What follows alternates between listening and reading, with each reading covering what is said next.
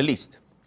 Aisha from Tajikistan, she says, the Hanafi scholars in my country make life difficult. So they say that women should not pray like men.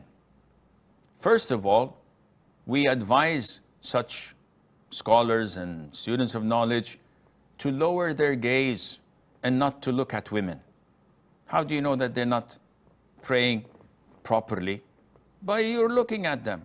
So lower your gaze and don't look at them. Secondly, the Prophet ﷺ had his female companions praying in the masjid with him and the other male companions, yet they were at the back of the masjid as far as possible, yet there were no barriers between men and women like we do have today. This meant that men coming late could easily see women offering prayer, standing in prayer. Never ever the Prophet ﷺ had instructed women to pull their legs together when standing up and not to stand normally like men or like normal people. He never told them to cave in themselves when doing ruku' or sujood, or to sit in a particular way in tashahhud. Rather, he said, pray, and this is for men and women, as you've seen me pray. Therefore, to come and claim, well, the Prophet ﷺ did not teach the women how to pray properly and to conceal themselves, but this doesn't mean that we shouldn't do this. That is a bit outrageous. A Muslim should not have the audacity to come and say and claim that I know more than the Prophet ﷺ or the companions. I'll teach women how to pray, which the Prophet ﷺ fell short from doing. A'udhu billah. Are you accusing the Prophet ﷺ of not knowing? Or are you accusing the Prophet ﷺ with holding information and not delivering to the Muslims? Either one is blasphemous. So I know that they have good intention.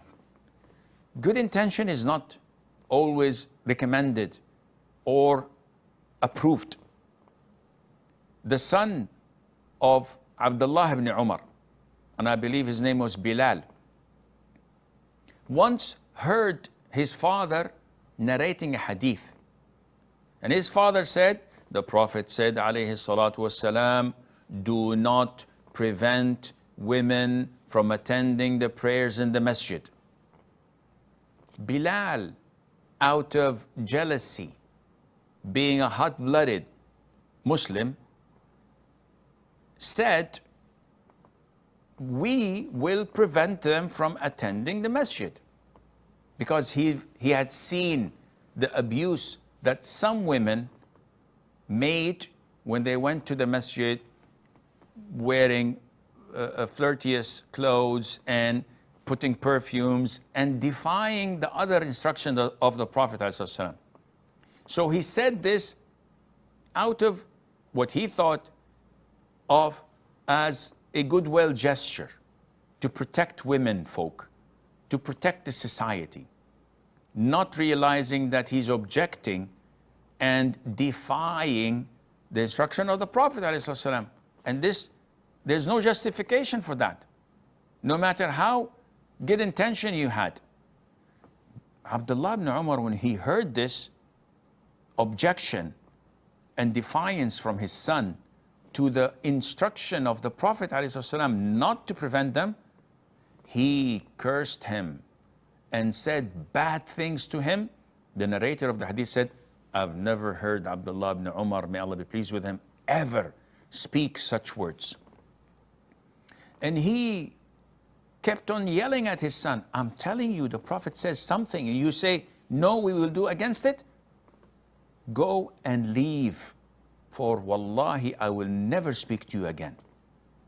And Abdullah stood at his words and never spoke to his son, despite the numerous times of him coming to seek forgiveness and apologize, until Abdullah died, and he would not speak to his son.